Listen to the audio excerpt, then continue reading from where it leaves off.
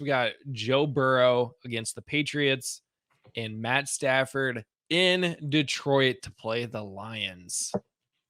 This one's interesting. Joe Burrow, of course, may not have Jamar Chase. He's got T. Higgins, Andre Iosivas, Jermaine Burton, Mike Gesicki. Zach Moss is new. Yep. Their offensive coordinator is now the head coach of the Tennessee Titans. Joe Burrow had a really messed up throwing wrist. All of these things. Matt Stafford was hurt. Has to go home against the Detroit Lions. This is an interesting matchup, and this could be on your fantasy lineup right now. You might have Joe Burrow with a Matt Stafford safety net on your bench. Topher, who are you going with here? I mean, you said it earlier. You got to play the guys that you drafted to lead your team. And I think Joe Burrow can do that without Chase, whether he's there or not. I also think the Patriots have some good secondary pieces that could be a problem. I also think that Matt Stafford going back to Detroit, he's going to want to light it up and just play, for that whole stadium, not just for the Rams fans, play for the Lions fans as well. And he has his receiving options there.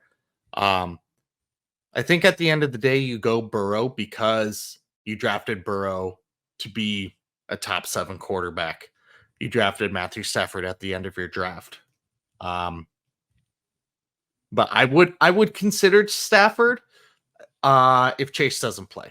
I would think about it, but if Chase plays, it's not a question for me. What about you? I think we own Joe Burrow either way. Again, you start your studs week 1.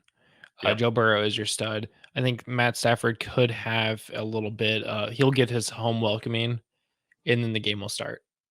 And I fully expect Detroit to give him the applause that he deserves. Oh yeah. As he comes out, but after that, it's game time. It's just like when Peyton Manning came home to play Indianapolis. In Indianapolis, I was there. The crowd was cheering. They gave him his video.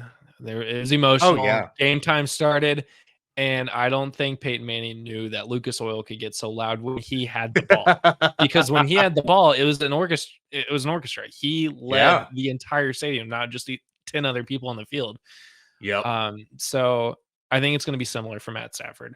I think there's going to be a lot of high emotions in this game. Mistakes will be made.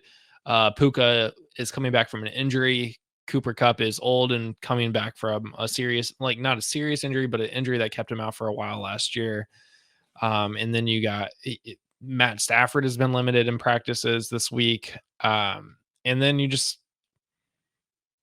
got Kyron Williams returning punts. You got Blake Corum in there. I don't know who he's handing the ball off to anymore. I'm going Joe Burrow.